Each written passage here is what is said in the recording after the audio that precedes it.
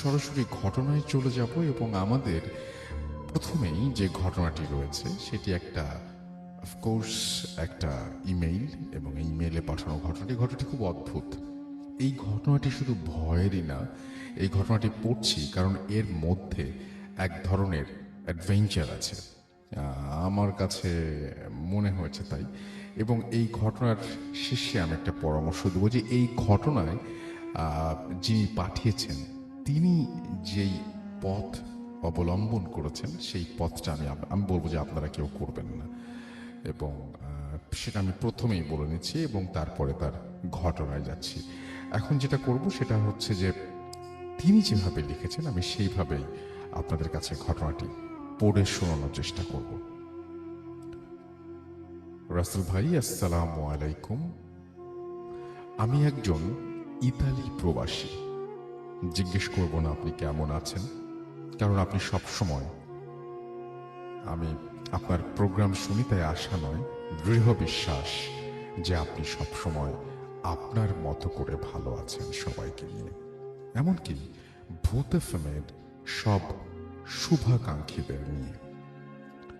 রাসেল ভাই, আমি আজ আপনার সাথে যে ঘটনাটা শেয়ার করতে যাচ্ছি, জানি না আপনার কাছে এটা কেমন মনে হবে বা কতটা ভৌতিক মনে হবে, বাট এটা আমার জন্য অনেক বিভীষিকাময় একটি ঘটনা।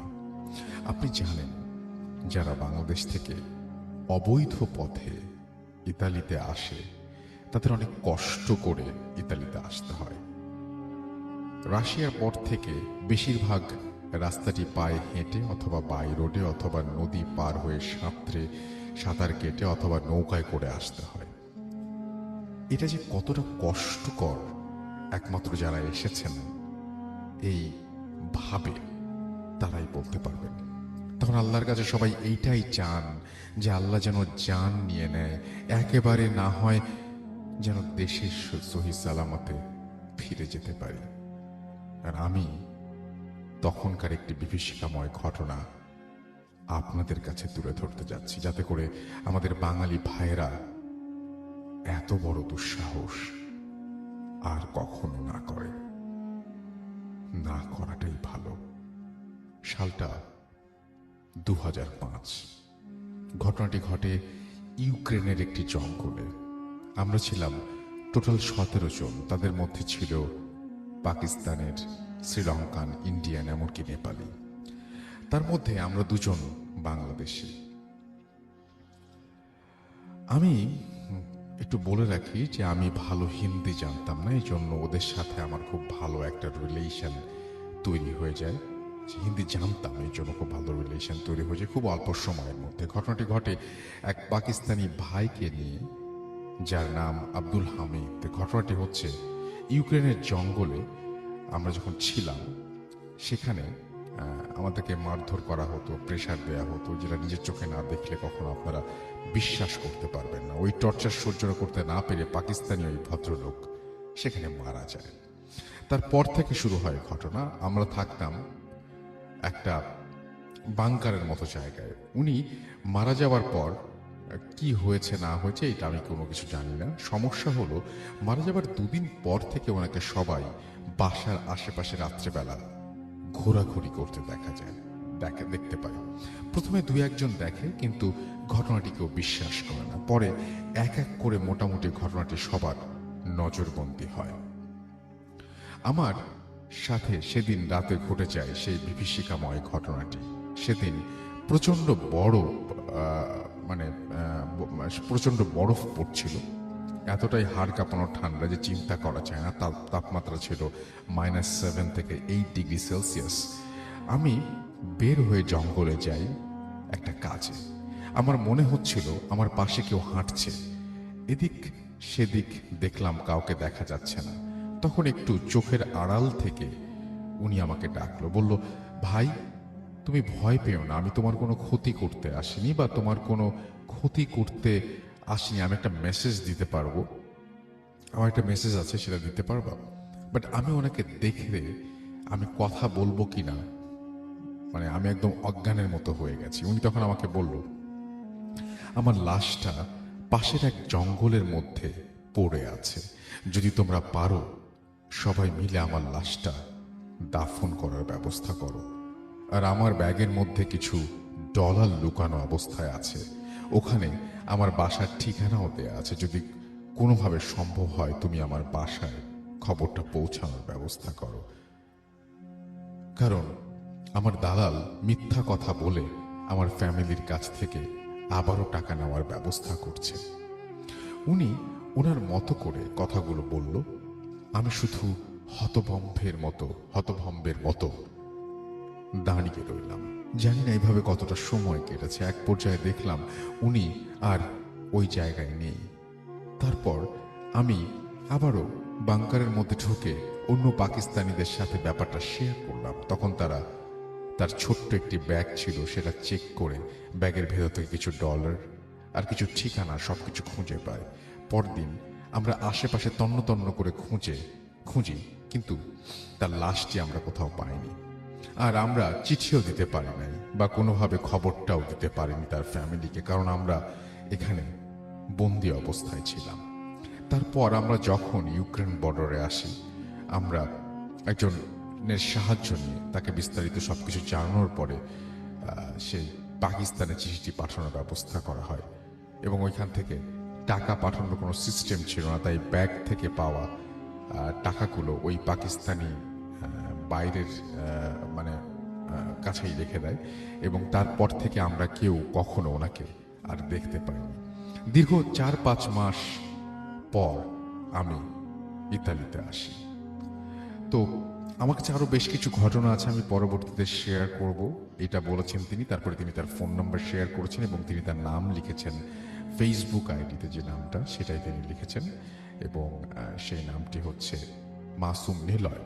তো এই ছিল আমার কাছে পাঠানো ঘটনা মাসুম নিলয়ের। এবং আপনাদের কোনো কোয়েশ্চেন থাকলে মাসুম নিলয় যেহেতু ফেসবুক আইডিও দিয়ে দিয়েছেন, আপনারা তার সাথে কমিউনিকেট করবেন। আচ্ছা, এবং ডিটেলস অ্যাড্রেস তিনি দিয়েছেন, সেটা আমি দিলাম না আপনাদের কাছে, এবং ফোন নাম্বারটাও শেয়ার করছি না। এবং তিনি যেহেতু নিষেধ করেছেন যে ডিটেলস শেয়ার না করতে। তো যাই হোক, আমরা এখন যেটা করব সেটা হচ্ছে যে সরাসরি চলে যাব আমাদের প্রথম অতিথি ডক্টর আলিফের কাছে, এবং তার কাছ থেকে একটা ঘটনা শুনে আসবো। আশা করছি যে এই ঘটনাটি আপনাদের ভালো লাগবে। চলুন শুনে আসি ডক্টর আলিফের ঘটনা আরেকবার। আসসালামু আলাইকুম লিসেনার্স, যারা নতুন শুনছেন তাদের জন্য আমার পরিচয়টি আবার দিতে চাচ্ছি। আমি ডক্টর আলিফ রাজি, ভূত এফএমে প্রায় 8 বছর 9 বছর ধরে আসছি। আজকে যে ঘটনাটা শেয়ার করবো এটা আমি একজনের কাছ থেকে পেয়েছি আর কি। তো আসবো করে আশা হচ্ছিল না, আজকে চলে আসছি হঠাৎ করেই গতকালকের নোটিসে। তো যে আপুটার ঘটনা বলবো তার নামটা আমি প্রকাশ করতে পারছি না, কারণ তিনি এসে বলতে চাচ্ছিলেন, কিন্তু যেহেতু বয়স্ক মহিলা প্লাস ওনার ফ্যামিলি আছে, উনি আসতে পারছিলেন না। তো আমি ওনার হয়ে ঘটনাটা বলছি আর কি এখানে। এটা হচ্ছে 2000 সালের ঘটনা। তখন তার বেবির বয়স ছিল 5 মাস। তো তারা ফুল ফ্যামিলি, তার হাজবেন্ড সহ তার একটা বাসায় থাকতেন আর কি, ভাড়া বাসায়। তো ওখানে প্রায় 3-4 বছর ধরে থাকতেন।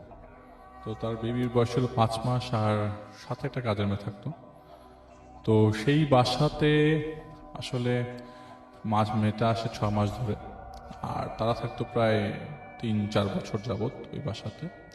তো ঘটনাটা ঘটে হচ্ছে 2000 সালের রমজান মাসে। আসলে ঘটনাটা পুরো রমজান মাসেই ঘটে। তো রমজানের শুরুতে যেদিন ঘটনা ঘটে সেদিনের কথা বলছি। তো মেয়েটা আসলে কোনো সমস্যাই ছিল না তার লাইফে, এরকম কোনো প্রবলেমই ছিল না, এরকম কোনো কিছু ঘটবে এরকম তিনি চিন্তা করতেন না। এমনও হতে পারে অনেক ঘটনা আছে যে স্বপ্ন দেখছে বা কিছু একটা, না এরকম কিছু না। স্বাভাবিক জীবনযাপন করতে গিয়ে হঠাৎ করে তার দ্বিতীয় রমজানে এই জিনিসটা চোখে পড়ে, এরকম যে তিনি ঘুম ভাঙে। তো তার অভ্যাস ছিল এরকম যে রমজানে তিনি তার রান্না করতেন হচ্ছে ইফতারের পরপরই তিনি সেহরি রান্নাটা করে ফেলতেন। আর সেহরির সময় যেহেতু তার হাজবেন্ড গরম ভাত খেতে পছন্দ করত, তো গরম গরম রান্না করার জন্য তিনি রাত 2টার দিকে উঠতেন আর কি। তো সবার বাসায় এরকম কাজের মেয়ে থাকলে দেখা যায় যে তার কাজের মেয়েকেও রাত 2টার দিকে উঠতে হতো সেহরির সময়, তো তিনিও তার কাজের মেয়েকে ডাকতে যায় আর কি। রাত 2টার দিকে তার কাজের মেয়েকে ডাকতে যাওয়ার পর তিনি লাইটটা জ্বালায় তার রুম, কাজের মেয়ের রুমে। বাসাটা বেশ বড়, তো লাইট জ্বালানোর পর দেখে যে কাজের মেয়েটা চিত হয়ে, আমরা রাসেল ভাই যেটা ডেসক্রিপশন যদি দিতে হয়, চিত হয়ে থাকলে মাথাটা উবুত হয়ে আছে, মাথাটা উল্টা দিকে, মানে বালিশের উল্টার দিকে আছে, মাথাটার উল্টা পাশা দেখা যাচ্ছে। তো উনি খুব ভয় পেয়ে যায়, এক চিৎকার দেয়, চিৎকার দেওয়ার সাথে সাথে মেয়েটাও খড়খড় করে উঠে যায়। আচ্ছা, তো মেয়েটা এরকম সময় ফিসফিস কথা বলছিল, তো ওনার কাছে একটা জিনিস স্পষ্ট শোনা যায় যে এটা আমি রাস্তা থেকে বলিনি, এবার আমি এটা লুকিয়ে গেছি। উনি এরকম বলতে শোনা যায় যে আমি অপেক্ষা করতেছি, আপনারা আসেন। এটা ঘুমের মধ্যে বলছিল, আচ্ছা, উল্টা হয়ে। তো উনি এক চিৎকার দেয়, ওনার চিৎকারে মেয়েটাও উঠে যায়। তো উঠে যাওয়ার পরে বলে যে আপা কি, খালামা কি হয়েছে, যে তুমি এভাবে শুয়েছিল কেন? খালামা আমি তো এভাবেই শুই। তো ওনার হাজব্যান্ডকে উনি এটা ডিটেল বলে যে আমি এরকম ভাবে দেখছি। ওনার হাজব্যান্ড দূর, এটা কোনো সমস্যা না, অনেকের এরকম ঝামেলা থাকতে পারে, অনেকেই ফ্লেক্সিবল বডি, এরকম ঘাটটা ফ্লেক্সিবল থাকতে পারে, ভয়টা কিছু নেই। তো যেহেতু উনি বাসায় একা থাকতেন, তো হাজব্যান্ড থাকতেন বাইরে অফিসে, তো নজরদারি উনি বেশি বাড়িয়ে দেয় যে মেয়েটাকে একটু দেখবো কি করে না করে। প্লাস আচ্ছা। মেয়েটার আসলে কাজ, মানে কাজ ছিলই ওনার বাচ্চাকে টেক কেয়ার করা, বেবিসিট করা, আর মাঝে মধ্যে টুকটাক হাউসহোল্ড কাজগুলা মেয়েটা করতো আর কি। তো রেগুলার লক্ষ্য করতো মেয়েটা কি করে না করে, তাকিয়ে থাকতো মেয়েটা কি করছে না করছে। হঠাৎ করে 5ম বা 6ষ্ঠ রমজান হবে, আচ্ছা, তিনি তার ফ্রিজের মধ্যে আম রেখে দিয়েছিল। মানে আম বলতে জিনিসটা শুনতে কিরকম লাগে যে আম নভেম্বর মাসে, 2000 সালের ঈদটা হয়েছিল ডিসেম্বর, 26শে ডিসেম্বর। তো নভেম্বরের 27 তারিখ থেকে রোজা শুরু হয়েছিল। তো উনি আম রেখেছিল ওই সিজনের আমগুলা ফ্রিজে, ডিপ ফ্রিজে। তো সেটা নরম করে মানে ব্লেন্ডারে ব্লেন্ড করবে ইফতারে খাওয়ার জন্য আর কি, দুপুরের পর পর, ইফতারের 1.5 ঘন্টা আগে। তো উনি ব্লেন্ডারে আমটাম ঢুকিয়ে মানে ঢাকনাটা লাগাবে, স্টার্ট করবে সুইচ, এমন সময় মেয়েটা দৌড়ে আসে। মেয়েটা দৌড়ে এসে বলে আপা, খালাম্মা আমাকে দেন, আমি বানাই। সে কি করলো, সুইচটাও ছাড়লো, উপরে ঢাকনাটাও লাগালো না, হাতটা ব্লেন্ডারের পুরো ব্লেডের মাঝখানে ঢুকাই দিল। তো আপনি তো চিন্তাই করতে পারছেন কি হবে সেখানে, একদম থেতলে, মানে মাংস থেতলে বের হয়ে যায়, ওখান থেকে ছিটকায় পড়ে, রক্ত ছিঁড়ে আটকে, অবস্থা খারাপ একদম। তো সেদিন আর ইফতারটা প্রপারলি হয় নাই, এই মেয়েটাকে নিয়ে হাসপাতালে দৌড়াদৌড়ি করতে হয়। মেয়েটাকে মানে স্টিচ করে প্রায় 17 না 18টা স্টিচ লাগে, বাসায় নিয়ে আসে।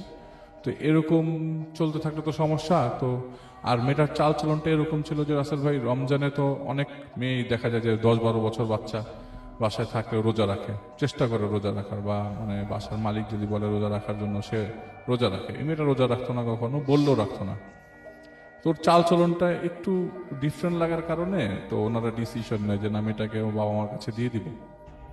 ইভেন মেয়েটাকে যে মহিলাটা দিয়েছিল তাকেও ডাকা হয় যে তুমি এসে ওকে ওর বাবা মার কাছে উঠায় দাও, বুঝাই দাও, কোনো দুর্ঘটনা নেক্সট বার হওয়ার আগেই আমি বেঁচে যাই, মানে এরপরে ঘটতে পারে কোনো দুর্ঘটনা। প্লাস আমার বাচ্চাকে রাখে, আমি ঝামেলা রাখতে চাই না। তো যেই মহিলাটা এই মেয়েটাকে ওই বাসায় দেয় আর কি, সেই মহিলাটা আসে আর কি রাতের বেলা, সকালবেলা আসে। আসার পরে বলে কি ব্যাপার, তোর কি অবস্থা? তো আগামীকাল এরকম মানে দিন হয় যে ওই মেয়েটার বাবা মা আগামীকাল আসবে, আর যে মেয়েটা দিয়েছে সে আজকে আসছে আর কি। তো কথা বলতে বলতে এক ফাঁকে মেয়েটার মানে মেজাজ যেমন খিটমিটে হয়ে যায়। মেয়েটা কি করে, ওনার যে কোলে মানে বাচ্চাটা ছিল, মানে বাচ্চাটা শুয়েছিল, বাচ্চাটাকে কোলে নিয়ে মানে একটা মানে কি বলে আছাড় মারে খাটের উপরে। আচ্ছা, তো খুব উল্টা পাল্টা ভাবে বাচ্চাটা পড়ে নাই, যার কারণে বাচ্চাটা বেঁচে যায়। যদি মেঝেতে পড়তো বাচ্চাটা মারা যেত, একদম নির্ঘাত। আর ও রাগের মাথায় গিট করতে থাকে, এমন সময় ওকে বেঁধে ফেলে। ওনারা দুইজনই ড্রয়িং রুমের সোফার হাত পায়ের সাথে বেঁধে রাখে কালকে ওর বাবা মা আসা পর্যন্ত। এবং এই আসা পর্যন্ত বাসার মধ্যে সে ওই চিৎকার করতে থাকে অনেকক্ষণ। প্লাস যেসব খাবার দেওয়া হয়েছিল সেগুলো সে খায়নি। আচ্ছা। পরদিনের বাবা মা আসে এবং বাবা মাকে বলে যে তোমার মেয়ে এরকম আমার বাচ্চাকে আছাড় মারছিল, তো এবং আমরা কোনো টাকা পয়সাকে দিব না। তো বাবা মা বলে যে আমরা গরিব মানুষ, সেই কথাবার্তা বলে একটা সবাই কনভিন্স করে কিছু টাকা নিয়ে যায় ওনাদের কাছ থেকে। তো যাই মেয়েটাকেও দিয়ে দেয়, মেয়েটা চলে যায়। তো রাসেল ভাই এখান থেকে ঘটনা শুরু। তো যেদিন মেয়েটা চলে যায় তার থেকে 3 থেকে 4 দিন পর হবে, উনি রাত্রে এরকম ইফতারের পর সন্ধ্যার খাবার রান্না বান্না শুরু করে দিয়েছে আর কি। আচ্ছা। ইফতারের প্রায় আধা ঘন্টা 1 ঘন্টা পরে রাতে যেটা খাবে সেহরিতে সেটা রান্না শুরু করে দিয়েছে। তো রান্না করতে করতে এক পর্যায়ে বেল বাজে, বাসার কলিং বেল বাজলে সে যেহেতু কাছাকাছি আর তার বাচ্চাকে ওই সময় তার হাজবেন্ড দেখছিলেন আর কি। তো কলিং বেল দরজা খুলে দেখে যে কেউ নাই। তো সিঁড়িতে উকি ঝুঁকি দেয় যে কেউ আছে কিনা। পরে আবার তিনি দরজা লাগিয়ে ব্যাক করে, আবারও 2 মিনিট পর কলিং বেল, এবং কন্টিনিউয়াস 3-4টা কলিং বেল। এইবার রাসেল ভাই উনি যেটা করেন যে কলিং বেলটা শুনে দৌড়ে যায়, দরজাটা খুলে কে আছে দেখার জন্য। প্রথমে ওই যে লুকিং গ্লাস দিয়ে দেখে কেউ নাই, তারপরে সে খোলার পর তিনি একটা চিৎকার দেয় যে একটা কালো বেড়াল খুব সুন্দর করে পেরেক দিয়ে গাঁথা, ছিন্ন ভিন্ন অবস্থায়, হাত পা মাথা লেজ আলাদা আলাদা করে পেরেক দিয়ে গাঁথা দরজার মধ্যে। খুব বিভৎস দৃশ্য, রক্ত ঝরছে। মানে কেউ যদি এখন কল্পনা করে, আমি কল্পনা তো আসে না আসলে একদম মানে সম্ভব না এটা। তো উনি এক চিৎকার দেয়। তো ওনার হাজবেন্ডকে বলে যে তুমি বাবুকে রেখে আসো, তুমি আসো একা।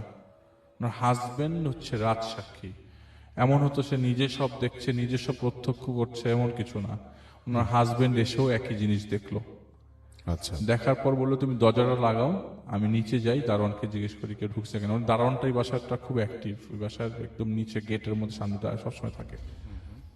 তো দারোয়ানটাকে জিজ্ঞেস করছে কি অবস্থা, এখানে কি হয়েছে, কাহিনী কি, এরকম বাসার উপরে তো আমার ঝামেলা হয়ে গেছে, দরজার মধ্যে কে জানি পেরেক মেরে বিড়াল কেটে রেখে দিয়েছে। জি। তো দারোয়ান বলে যে আমি এখানে ইফতারের পর থেকে আসি, এখানে একটা বান্দা ভেতরে ঢুকছে নিচতলা ভাড়াটিয়া, তো দেখা যাচ্ছে যে নিচতলা ঢুকতেছে। তো আপনার উপরে উঠছে এমন কোনো বাসা এমন কেউ নেই। বলে যে তুমি আমাকে ভালো করে বলো তো যে আগামী গত 5-7 মিনিটের মধ্যে এরকম কেউ ঢুকছে কিনা। বলে না স্যার, কেউ ঢুকেনি। আচ্ছা। তো বলে যে তুমি চলো আমার সাথে। তো সে দারোয়ানকে নিয়ে উপর উঠে দেখে যে সুন্দর করে লাগানো পেরেকগুলা দরজার মধ্যে লেগে গেছে, কিন্তু কোনো বিড়াল নেই। আচ্ছা। ওই কালো বিড়ালটা নাই এখানে। তো দারোয়ানকে সে পাঠায় দেয়, ভেতরে ঢুকে সে দুয়া কালাম পরে একটা সময় বলে যে রমজান মাস ইনশাল্লাহ আমাদের কোনো ক্ষতি হবে না, কিন্তু আস্তে আস্তে ডিসিশনের দিকে যেতে থাকে যে বাসাটা ছেড়ে দেবে। কারণ এই বাসাটা তো অনেকদিন ধরে আছে, তো আর বাসার মালিকটাও তার খুব বেশ ভাল লাগে আর কি। এই জন্য সে মানে বাসাতে থাকতে পছন্দ করছিল, কিন্তু এরকম ঘটতে থাকলে তো আর সম্ভব না। না, একদমই না। তো সেদিন ওইটা ছিল কোন 12-13 রমজান হবে এমন সময়, তার রাত্রেবেলা এরকম ভাত রান্না করার জন্য ওঠে 2টার দিকে। মানে অ্যাক্টিভিটিস গুলো এমন সময় হচ্ছিল যখন তিনি উঠছে, মানে কোনো কিছুতে কাজ ব্যস্ত ছিল না, হঠাৎ করে ব্যস্ততা বাড়বে এমন সময় সে এসব জিনিসগুলো প্রত্যক্ষ করছে। আচ্ছা। তো ডাইনিং স্পেসে গিয়ে 1 গ্লাস পানি ঢেলে খাবে এবং রান্নাঘরের লাইটটা জ্বালিয়ে কাজ শুরু করবে, এমন প্ল্যানিং আর কি। তো তার হাজবেন্ড এবং তার বাচ্চাটা তখন ঘুমাচ্ছিল। তো উনি রান্নাঘরে আর বাতি জ্বালাতে পারে না, এমন সময় ওই অন্যান্য রুমের লাইট যেগুলি জ্বলছে সেটার মধ্যে দেখতে পাচ্ছে যে রান্নাঘর থেকে একটা মানুষ আসছে। আমি রাসেল ভাই অবয়ব বলবো না, কারণ উনি বলেছে উনি মানুষ দেখেছে। আচ্ছা। একটা ঝাঁকড়া চুলওয়ালা একটা মেয়ে, মানে একদম নর্মাল মানুষের মতো। ঝাঁকড়া চুলওয়ালা একটা মেয়ে রান্নাঘর থেকে আস্তে আস্তে এগিয়ে আসছে তার দিকে, এবং এই ঘাড়ের মধ্যে ওই মেয়েটার হাইটটা হচ্ছিল ওনার বাসায় যে কাজের মেয়েটা ছিল, চেহারা যেহেতু দেখতে পারে নাই, তিনি বলছে যে আমি তো জানি না এটাকে, ঘাড়ের মধ্যে বিড়াল একটা, সেই বিড়ালটা কালো বিড়ালটা যেটা যেটা ছিন্ন ভিন্ন অবস্থায় আমরা ছিন্ন দেখেছি। ভিন্ন অবস্থায় ছিল দরজার মধ্যে। উনি এক দৌড়ে যায়, এক দৌড়ে যে দরজা লাগিয়ে সে তার হাজবেন্ডকে ডাকতে থাকে এবং কন্টিনিউয়াস ডাকতে থাকে। ওনার হাজবেন্ড জাগে না তো জাগে না। উনি আবার বাচ্চাটার কাছে যায়, বাচ্চার কাছে দেখে বাচ্চা নিঃশ্বাস নিচ্ছে কিনা, কিন্তু তারপর বাচ্চাটা নিঃশ্বাস নিচ্ছে, কোনো সমস্যা নাই, কিন্তু হাজবেন্ড যাচ্ছে না। এই হাজবেন্ডটা বলে যে আমার হাজবেন্ড একটু রাত্রেবেলা কোনো টোকার শব্দ পেলেও উঠে যায়, এত পাতলা ঘুমোর, কিন্তু ও উঠছে না। প্রায় 5 মিনিট ঝাঁকানোর পরে হঠাৎ করে ওর হাজবেন্ড তাপড়িয়ে উঠে বলে যে কি হয়েছে, আমি এরকম অবস্থা হলে কি হয়েছে, কাহিনী কি, আমি তোমাকে অনেকক্ষণ ধরে ডাকতেছি। বলে আর বললো না, আমি একটা আতরের গন্ধ পাইছি, গন্ধটা এত প্রবল আমি না এরপর আর কিছু মনে করতে পারি নাই। আচ্ছা, তুমি যতক্ষণ আমাকে ডাকলা, বলে যে আমি এতক্ষণ এই জিনিস পাইছি, আর আমি এই রান্নাঘরে এরকম একটা ঝাঁকড়া মেয়ে দেখছি, ওনার কাঁধের মধ্যে বিড়াল ছিল, এবং যখন আমি তোমাকে ঝাঁকাচ্ছিলাম তখন আমাদের দরজা ধাক্কাচ্ছিল। তো ভাইয়া দরজাটা খুলে দেখে বাসায় কেউ আছে কিনা, লাইট টাইট জ্বালায়, পুরা বাসা লাইট জ্বালায়, দেখে কেউ নাই বাসাটাতে। আচ্ছা। তো ওনারা এত কিছু হওয়ার পরে তো কোথায় যাবে বুঝতে পারছিল না, ওঝা কি হবে, কোথায় যাবে, কার কাছে যাবে। তো যেহেতু মসজিদে এসে নামাজ পড়ে, সেই মসজিদের ইমামের সাথে তার আবার সখ্যতা ছিল, তো ইমামকে জিজ্ঞেস করে আমি তো এরকম আমার বাসায় ফেস করছি, আপনি আমাকে কোনো একটা সলিউশন দেন।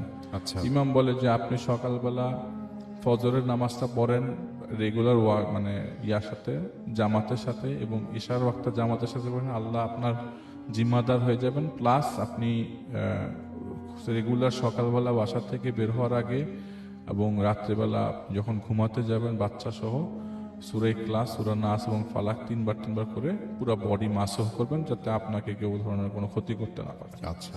তো এইটা উনি রেগুলারলি করছিলেন। আর ওনাদের তো প্ল্যান এরকম যে রাসেল ভাই এই মুহূর্তে বাসাটা চেঞ্জ করা সম্ভব না, কারণ সামনে ঈদ, আর ঈদের থেকে বড় কথা হচ্ছে অফিসও তাকে কোনোভাবে ছাড়ছে না। কারণ বাসাতে আপনার বাসা চেঞ্জ করতে গেলেও তো বাসা খুঁজতে হবে, বাসা খোঁজার পর আবার বাসাতে ওঠা অনেক ঝামেলা, আর এই অল্প সময়ে বাসা খোঁজা সম্ভব না। তখন রমজানের প্রায় 17-18 হয়ে গেছে। যেহেতু সম্ভব না, তিনি ডিসাইড করে যে ঠিক আছে, আমরা যেহেতু 22শে ডিসেম্বর আমাদের গ্রামের বাড়ি চলে যাচ্ছি ঈদ করতে, রংপুরে ওনাদের গ্রামের বাড়ি চলে যাচ্ছি, তো আমরা যখন আসবো তখন আমরা ইনশাল্লাহ বাসাটা চেঞ্জ করব, সময় নিয়ে করবো ইনশাল্লাহ, তার ব্যবস্থা আল্লাহ তাআলা করে দিবে। আচ্ছা। তো তিনি এই ডিসিশনে যায় আর কি। আর যেটা হচ্ছে মানে সবচেয়ে ইন্টারেস্টিং পার্ট, 22 তারিখের আগে 20শে রমজান আছে, 20শে ডিসেম্বর 22শে ডিসেম্বর তিনি যাবে, তো যাওয়ার 2 দিন আগে, তো এটা হয় 20শে ডিসেম্বর, মানে হিসাব করলে। তো 20শে ডিসেম্বর ওনার এরকম রাত্রেবেলা 2 হাজব্যান্ড ওয়াইফই ওঠে, তো বাচ্চাটাকে উনি দেখতে, বাচ্চার প্রচন্ড কাঁদতে থাকে। তো তিনি বলে যায় ঠিক আছে, আমি রান্না মানে ভাতটা বসাই দিই, তুমি বাবুটাকে দেখতে থাকো। তো লাইট টাইট জ্বালায় এবং টিভিও চলতে থাকে। টিভিতে ওই সময় তারা ওই যে মানে ইসলামিক চ্যানেল চলছিল আর কি। তো ওই সময় তিনি উঠার পরে রান্নাঘরে যাওয়ার সময় আপনার ড্রয়িং রুমটা ক্রস করে যেতে হয়। আচ্ছা। ড্রয়িং রুমটা ক্রস করার সময় কিছু ফিস শব্দ আসতে থাকে। এমন রাসেল ভাই ওনার বাসাটা একটা জায়গায় একা বা কিছু পাশাপাশি একটা বাসা আছে, পাশাপাশি জানালা, মানে পাশের লোকজন যে সেহরির সময় জেগে গেছে এটা দেখা যাচ্ছে। আচ্ছা। তো ফিস শব্দটা পাশের বাসা থেকে না, এটা তার কাছ থেকে খুবই কাছ থেকে শব্দটা আসছে। আচ্ছা। তো যেহেতু এতগুলো অকারেন্স তার সাথে ঘটে গেছে রাসেল ভাই, উনি ওনার হাজবেন্ডকে ডাক দেয়। আমি বেশি বড় করতেছি না তো রাসেল ভাই, না না ঠিক আছে। তো ওনার হাজবেন্ডকে ডাক দেয়। ওনার হাজবেন্ড যখন আসে ওনার সাথে, তো উনি ওনার হাজবেন্ডের সাথে পেছনে যাইতে থাকে ড্রয়িং রুম থেকে। ফিস শব্দ, এবং যতই কাছে যায় ততই মানে অজানা ফিস শব্দ, এই শব্দ তার আগে কখনো শোনেন নাই। আচ্ছা। ড্রয়িং রুমের লাইট জ্বালায় রাসেল ভাই, আপনি জানেন আপনি জ্বালালে কি দেখতেন, এরকম দেখলে আপনি কি করতেন? ড্রয়িং রুমের মাঝখানে একটা পাকা কবর দেখতে পায় তারা, 2 হাজবেন্ড ওয়াইফ, এবং হ্যাঁ পাকা কবরের মধ্যে অ্যারাবিক ওয়ার্ডে কিছু একটা লেখা, আর চারিপাশে 3 থেকে 4 জন লোক মুনাজাত করছে। আচ্ছা এবং সবাই আপনার কি ড্রেস পরা বলে, এই যে আমি অজ্ঞান হওয়ার মতো অবস্থা, সাদা লাল না কালো, আমি কি ড্রেস দেখছি আমার কিছুই মনে নাই, কিন্তু আমি দেখছি 4-5 জন লোক মুনাজাত করতেছে এবং আমার অজ্ঞান হয়ে যাওয়ার মতো অবস্থা। আমার হাজবেন্ড পাশে হেল্প চায়, পাশের ফ্ল্যাটে হেল্প চায়, ফ্ল্যাটের লোকজন আমার সাক্ষী, আমার দারোয়ান আমার সাক্ষী। আমি দারোয়ানকে ডাক দেয়, উপর থেকে চিৎকার করে, কারণ আমাকে ফেলে আমার হাজবেন্ড নিচে যেতে পারছিল না, চিৎকার দেয়, নিচের থেকে দারোয়ান দৌড়ে আসে, পাশের বাসা থেকে লোকজন দৌড়ে আসে, গিয়ে দেখে ঘরের কোনো কিছু সমস্যা নেই, সবকিছু নর্মাল, সব ঠিকঠাক। ঠিকঠাক। আচ্ছা পরে উনি হাজবেন্ড মানে যিনি আপুইটি ঘটনা বলছে, বলে যে আমি আসলে অজ্ঞান হই নাই, কিন্তু অজ্ঞান হওয়ার অবস্থা আমি দেখছি যে আমার বাসায় লোকজন দিয়ে ভরে গেছে, মনে হচ্ছে আমার বাসায় ডাকাতি হয়েছে। আচ্ছা তো আমি রেস্ট নেই ওই দিন রাতের বেলায়, এবং যেহেতু পরশুদিন চলে যাব ঈদের উপলক্ষে গ্রামের বাড়িতে, আপাতত সব বন্ধ টন্ধ করে দোয়া কালাম করে 22 তারিখে তারা রওনা দেয় রংপুরের উদ্দেশ্যে। রংপুরে 22 তারিখে যায় এবং 26শে ডিসেম্বর 2000 সালে ওই দিন ঈদ হয় আর কি। তো 30শে ডিসেম্বর তারা ব্যাক করে। তো ঈদ উল ফিতর 26শে, 30শে ডিসেম্বর তারা ব্যাক করে। ব্যাক করার সময় তারা সাথে করে একটা ইয়া নিয়ে আসে আর কি, হাফেজ নিয়ে আসে। কোরআনে হাফেজ, উনি বেশ আল্লাহওয়ালা মানুষ, উনি হচ্ছে আপুর আপন চাচাতো ভাই, এবং বলে যে তোমরা যেহেতু বাড়িতে আসো অনেক দিন, তুমি আমার বাসায় কিছুদিন থেকে বেড়ায় যাও, 1 মাস থাকো। তো ওনারা ঘটনাটা বলে, প্ল্যানিংটা যে এরকম 1 মাস আমরা বাসা খুঁজবো, আমি যেহেতু চলে যাই, তুমি তোমার আপার জন্য একটু আমার সাথে আমার বাসায় থাকো। ভাইয়াটা বলছে আর কি, ওই হাফেজ ভাইকে। তো ওই হাফেজ ভাই বাসায় তার ওয়াইফকে নিয়ে আসে, এবং রাসেল ভাই কোনো প্রবলেম নাই, এতদিন যেসব প্রবলেম ছিল কোনো প্রবলেম নাই, নট এ সিঙ্গেল প্রবলেম। ফিস ফিস কান্দে, ভালো করে শুনছে, ভালো করে গন্ধ নিচ্ছে, আতরের কোনো গন্ধ আছে কিনা, লাইট জ্বালিয়ে ঘুমাচ্ছে, বা কোনো প্রবলেম হচ্ছে বা লাইট অফ করলে কিছু দেখছে, এরকম কিচ্ছু পাচ্ছে না। আচ্ছা 7ই জানুয়ারি সেদিন ওনারা বাসা খুঁজতে গিয়েছিল, বাসা খোঁজাখুঁজি করে বাসায় এসার পরে TNT নাম্বার একটা ফোন আসে। ফোনটা এমন ভাবে যে আপা কেমন আছেন, এটা সেই মহিলা যে মহিলা ওনাকে আগে কাজের মেয়ে দিয়েছিল। তো বলে যে আপা আপনার বাসায় তো কাজের মেয়ে নাই, আপনি কি কাজের মেয়ে রাখবেন? তো উনি বলে যে না, আমি এই ঝামেলার মধ্যে আর নাই, তুমি আমাকে আর কোনো ধরনের কাজের মেয়ের খবর দিতে আসবা না, আমি কোনো কাজের মেয়ে রাখবো না, আমার একটা ছোটা বুয়া আছে, এটাই enough, that is enough for me. আচ্ছা তো বলতেছে যে ওই আগের কাজের মেয়েটার নাম ছিল রুমকি। এই রুমকি কি খবর, বিয়ে শাদী হয়ে গেছে? বলে হাপা আপনি জানেন না? কি কাহিনী? বলে যে রুমকি তো ঈদের 4-5 দিন আগে মারা গেছে। ওকে ওর একটা ওর মানে বাসার বাড়িতে লোকজন খবর দিল, আমার পাশাপাশি গ্রাম তো আমি তো ঈদে ছিলাম, আমি আর দেখা করতে যাইনি ওই জায়গায়, আমি ব্যস্ত ছিলাম, কিন্তু ঘটনা শুনছি যে ওই বাড়িতে ওকে ওই মানে পুঁতে রাখছে মাটিতে, কে জানে। তো ওর আব্বা মা নাকি বলতেছে সবাইকে যে ওকে, ওর শরীরে নাকি অনেক আগে জিনে আসর করছিল, আসর করার পরে জিন আর ওইটা ছাড়ে নাই, ওকে ছাড়ে নাই। তো ওর আবার ঈদের পর বিয়ে হওয়ার কথা ছিল। আচ্ছা তো এখন এই কারণেই হয়তো জিনোরে কোনো ঝামেলা করে ফেলছে, মাইরে এরকম ঘাটটার মটকাই দিচ্ছে বা কিছু একটা, গ্রামের লোকজন নাকি বলতেছে। তো ওকে এরকম অবস্থায় কবর থেকে পাওয়া যায় যে রক্ত টক্ত হয়ে সারা শরীর মানে খুবই খারাপ অবস্থা, বিদ্ঘুটে, খালি হাতের কবজিটা মাটির নিচ থেকে বের হয়েছিল। তো যেহেতু লোকজন খুঁজতেছিল, পরে উঠায় দেখে যে হ্যাঁ এটা ওই মেয়েটা। পরে দাফন টাফন করে, কিন্তু ঘটনা এরকমই যে উনি মিলাতে চেষ্টা করে। তো এই যে ঈদের আগে দিয়ে আমি যখন ঢাকায় আমার বাসায় ড্রয়িং রুমে কবর দেখলাম, এটা কি ওর সাথে কিছুটা রিলেটেড কিনা, ওই মুহূর্তেরই তো ঘটনা যে ঈদের 5-6 দিন আগে মারা গেছে, হতে পারে। তো উনি যেহেতু বলতেছে এখন আর যেহেতু আমি কনসার্ন না, এরপর থেকে আর কখনো উনি কিছু ফেস করে নাই, তো এরকম কিছু একটা হইতে পারে যে হয়তো রুমকি মারা যাওয়ার সাথে সাথে তার এসব প্রবলেম গুলা দূর হয়ে গেছে। এটাই ছিল ঘটনা। থ্যাংক ইউ সো মাচ আলিফ, এবং চমৎকার একটা ঘটনা। এরপর তো বাবু ভাই বলবেন, তার মাঝখানে আমি একটু দেখব যে আমাদের এখানে কে কি বলছেন। আমাদের টুইটারে দেখছি অনেকেই লিখছেন। দেখতে পাচ্ছি যে আমাদের এখানে আছেন রফিকুল ইসলাম, মুর্শিদাবাদ থেকে শুনছেন তিনি, ভালো লাগছে। এমডি রাফি আহমেদ লিখেছেন আলিফ ভাইয়ের ঘটনাটা খুব ভালো ছিল। শান্তা ইসলাম লিখেছেন তিনি ফ্রাইডেতে ভূত এফএম শোনেন। তুহিন ইসলাম লিখেছেন ফ্রাইডে মানে ঈদের মজা লাগে ভূত এফএমের জন্য। আমাদের সঙ্গে আছেন দেখতে পাচ্ছি এছাড়াও সামিউল ইসলাম শাকিল, তিনি লিখেছেন যে ভয়ের আরেক নাম ভূত এফএম। আমাদের সঙ্গে আছেন তুহিন ইসলাম, লিখেছেন ডক্টর আলিফ ভাইয়ের কথা অনেক ভালো লেগেছে তার কাছে সেটা তিনি জানিয়েছেন। এমডি নাইম রেজা আমাদের সাথে আছেন। মনে হচ্ছে আজকে খুব ভয় লাগছে। হ্যাঁ, এখন তো বাবু ভাই বলবেন আবারও, সুতরাং আলিফ বললেন, বাবু ভাই বললেন, তো এদের এদের এদের পরে তো মানে আর কোনো কথা থাকে না এটা নিয়ে। আমাদের সাথে এস আর রাজ লিখেছেন ডক্টর আলিফ ভাইয়ের স্টোরিটা বড়ই অদ্ভুত, এবং তিনি বলছেন একটা ফিল্মের মতো এরকম, যেটা আমার কাছে মনে হয়েছে যে হ্যাঁ ভিজুয়ালাইজ করা যায়। আমাদের সঙ্গে আছেন দেখতে পাচ্ছি এছাড়াও কাঞ্চন চন্দ্র, এবং তিনিও আছেন আমাদের সাথে এই মুহূর্তে। নিলয় আছেন আমাদের সাথে আছেন দেখতে পাচ্ছি বদরুদ্দুজা বাঁধন, এছাড়াও ওয়াহিদুজ্জামান আমাদের সাথে আছেন আব্দুলপুর থেকে। আমাদের সাথে আছেন দেখতে পাচ্ছি এছাড়াও আহমেদ হোসেন বায়েজিদ আছেন আমাদের সঙ্গে, এছাড়াও নাহিদ হাসান,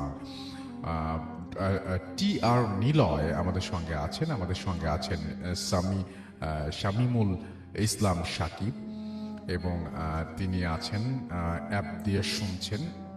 আমাদের সঙ্গে আছেন দেখতে পাচ্ছি এছাড়াও রাফি আহমেদ, আমাদের সাথে আছেন এস আর রাজ সহ আরও অনেকে এই টুইটারে। আর আমাদের যে ভূত এফএমের যে পোস্টটা, সেই পোস্টটা আমাদের একটু দেরিতে কেন যেন পোস্ট হয়েছে, বাট এখন সেটা আছে এবং আপনি দেখতে পারেন। আমাদের সঙ্গে দেখতে পাচ্ছি মিজানুর রহমান সুহম আমাদের সাথে আছেন। আমাদের সাথে আছেন স্যার রাজু, এছাড়া আমাদের সাথে সামিউল ইসলাম শাকিল আছেন, আরও অনেকে আছেন। আমি এটা আসবো, কিন্তু বাবু ভাইয়া যেহেতু আছেন আমি খুবই এক্সাইটেড যে আগে বাবু ভাই এবং আলিফের ঘটনাগুলো শেষ করি, তারপরে আমরা অন্য প্রসঙ্গে যাব, আপনাদের প্রসঙ্গে আসবো। চলে যায় বাবু ভাইয়ের কাছে। এবং আমার মানে বাবু ভাই এবং আলিফ দুজনেই অনেক ব্যস্ত মানুষ, এবং দুজনেরই কারো চেম্বার আছে, কারো অফিস আছে, এবং তারপরেও তারা শুক্রবারে আসলে অনেক হ্যাসেল হয়ে যায়, তারপরে বাবু ভাই আসেন এই একদম মনের জোর থেকে, তাই না বাবু ভাই? থ্যাংক ইউ রাসেল ভাই। মোস্ট ভালোবাসার থেকে আসি একদম। না, একটা মনের জোরে এখন কাজ করতে হয় যে কালকে সকালে তো অফিসে যাবই, হ্যাঁ, মানে এটা তো যেতেই হয়, এটা যেতেই হয়। এবং মানে তার বিশাল দায়িত্ব, কিন্তু এই দায়িত্ব মানে যখন আসেন তখন আমিও টেনশনে থাকি যে কালকে অফিস তাহলে কিভাবে যেতে হবে। হ্যাঁ, সেটাই। আচ্ছা ঠিক আছে, চলে যাই ঘটনায়। ওকে রাসেল ভাই, দুটো কাহিনী আছে। আমি কি মানে কোনটা দিয়ে শুরু করব বুঝতে পারছি এটা একদমই আপনার উপরে। দুটোই কাইন্ড অফ লাইক গ্রামের কাহিনী। আচ্ছা, আমি একটা দিয়ে শুরু করি। আচ্ছা আচ্ছা, এটা হচ্ছে গিয়ে যে আসাদ আঙ্কেলের কাহিনী। উনি মানে আমাদের মানে টিচার ছিলেন আর কি সময়, তো ওনার সময়কার কাহিনী, এবং অনেকদিন আগে এটা বলেছিলেন। ওনার সাথে কয়েকদিন আগে দেখা হয়, আবার মনে পড়লো আর কি জি কাহিনীটা আর কি। যেটা হচ্ছে যে উনি যখন নাকি আপনার ইসের থেকে পড়াশোনা শেষ করেন, উনি একটা চাকরি পান, and that is was the education বোর্ডে আর কি, এবং ওনাকে ট্রান্সফার করা হয় ঢাকার বাইরের একটা জায়গায়। আচ্ছা। এবং উনি ওই ঢাকার বাইরে চাকরিতে জয়েন করার জন্য উনি ওই জায়গায় যান, এবং বেশ মানে যে জায়গায় যে পৌঁছান সেটা বেশ রিমোট এলাকা, এবং সেখানে আপনার মানে খুব একটা ফ্যাসিলিটি খুব বেশি কিছু নাই। আচ্ছা। এবং সন্ধ্যার পরে ওখানে ইলেকট্রিসিটি থাকে না। মানে বাজার যে এলাকা সেইখানে কারেন্ট আছে, বাট বাকি যে জায়গাটা সেখানে মানে ইলেকট্রিসিটির কোনো সাপ্লাই ছিল না ওকে সে সময়। তো ওনাদেরকে বোঝানো হয়, উনি দেখা করেন ওখানকার চেয়ারম্যানের সাথে অ্যান্ড এভরিথিং। তারপর ওনাদের যে এডুকেশন যিনি কন্ট্রোল করেন ওখানে ডিসি বা সামথিং অফিস, সেখান থেকে ওনাদের বলা হয় যে থাকার জায়গাটা হচ্ছে একটা পুরানো জমিদার বাড়ি, যেটা পরে পরবর্তীতে সরকার অ্যাকুয়ার করে নিয়েছে, এবং ওখানে সব ইরা থাকে আর কি, আপনার যে টিচার অ্যান্ড ওই এডুকেশন কার্যক্রমে যারা আছে ওই কলেজের, তারা ওখানে থাকে। তো ওনাকে নিয়ে যায়, পৌঁছায় দেয় ওখানকার একজন সেই বাড়িতে। ইটস লাইক এ কোয়ার্টার টাইপের। আচ্ছা। অনেক মানুষজন ওখানে থাকে, বিশাল। উনি বলেছে যে বাড়িটা মানে বিশাল একটা বাড়ি, এবং ওটার বাড়ির যে চৌহদ্দি আর কি, যে বাউন্ডারি, সে বাউন্ডারির ভিতর ঢুকলে পরে বেশ ফাঁকা জায়গা, এবং সেখানে বিশাল ঝাঁকড়া গাছ, হ্যাঁ, এবং গাছের সাথে আপনার এই এই ঝুড়ি নেমে গেছে নিচে। আর তারপরে একটা জায়গা আছে ভাঙাচোরা ফোয়ারা আছে, এবং যেগুলো নাকি সাধারণত একটা জমিদার বাড়িতে থাকে, যেই আচ্ছা। বিলাসী জিনিসগুলো সেখানে সবই আছে। রাইট। এবং সেরকম করে উনি যখন মূল যে জায়গাটা থাকতে হয় সেটা বেশ আপনার জরাজীর্ণ অবস্থা। তো ওখানে যান, উনি যে কথা বলেন যে ওনাকে জেনে নিয়ে আসছেন এখানে, সেটা হচ্ছে কলেজের একজন মানে দারোয়ান টাইপের আর কি। তো তার সাথে কথা বলেন যে আমার সাথে এখানে কে আছে, বলে আর কে কে থাকছে, বলে স্যার থাকার জন্য তো অনেককে এলোকেট করা হয়েছে জায়গাটা, কিন্তু সবাই কিন্তু থাকে না স্যার, সেটাই। আপনাকে কিন্তু বেশিরভাগ সময় একাই থাকতে হবে। আচ্ছা। তো বলতেছে কেন আমাকে একাই কেন থাকতে হবে? বলতেছে একাই থাকতে হবে কারণ ওনারা যারা আছে টিচাররা, ওনারা বিভিন্ন মানে দেখা যাচ্ছে যে পরিবার নিয়ে অন্য জায়গায় ভাড়া থাকতেছে বা অন্য কোথাও চলে গেছে, এখানে তো দেখে এখানে পরিবার নিয়ে থাকার অবস্থা নেই, আলাদা কামরা তো দেখতেছি। বলে আছে, আলাদা কামরা আছে, বাট ওনারা থাকেন না। আচ্ছা। তো শুনে উনি বেশ একটু হন যে হতাশ আমাকে হয়ে এত গেলেন। বড় থাকতে হবে, মানে মানে এরকম একটা বড় জায়গা এবং পুরানো বেশ জরাজীর্ণ একটা জমিদার বাড়ি। আর এই জমিদার বাড়ি শুনলেই মানুষের একটু মানে ভয় ভয় লাগে আর কি। তো যাই হোক, তো উনি ওখানে উঠেন জিনিসপত্র নিয়ে। ফার্স্টের দিনটা উনি ওখানে কাটান, সারাদিন চলে যায়। বলে দুপুরের পর ওনার বেশ ভালো লাগা শুরু করে, বিকালের দিকে বেশ সুন্দর বাতাস বইতেছে, হ্যাঁ, এবং মানে গাছেরই, এবং খুব একটা মানুষজন উনি দেখেন না ওইখানে, যে হাঁটা চলা করে এরকম মানুষও নাই। আচ্ছা। বলে যে বিকালের দিকে দেখলাম কিছু বাচ্চা কাচ্চা দূরে খেলাধুলা করছে, বাট পরের দিকে বিকাল যখন পড়ে আসতেছে কোনো মানুষ নাই, হঠাৎ করে পুরো নীরব হয়ে গেল। তো যখন সন্ধ্যা হয়েছে, শুনতেছে উনি যে প্রচন্ড যে পাখি, অনেক পাখি এবং কাক ওই যে গাছটার মধ্যে মানে খুব মানে ডাকাডাকি করতেছে, ভয়ঙ্কর রকমের ডাকাডাকি, মানে it's like kind of abnormal type of ডাকাডাকি, যেটা নাকি আচ্ছা। সাধারণত আমরা শুনি না। লাইক মানে কিছু একটা মানে সামথিং লাইক দ্যাট। এর মধ্যে কাকের ডাকের মধ্যে একটা ডাক খুব মানে কর্কশ, সেটা বললো যে ওইটা হচ্ছে দাঁড় কাক। দাঁড় কাক। আচ্ছা। দাঁড় কাক ডাকতেছে, এবং বলতেছে যে এই দাঁড় কাকের ডাকটা শুনে ওনার কাছে গা শিরশির শিরশির করতেছে, মানে কেমন জানি। আচ্ছা। তো ওনাকে যে থাকতে দেওয়া হয়েছে নিচতলায় একটা রুমের সামনে, একটা বারান্দার মতো আছে ছোট। তো ওই সময় জাস্ট সন্ধ্যা হয়ে আসার আগেই ওই দপ্তরি বা যে নাকি আর কি দারোয়ান, সে আসছে।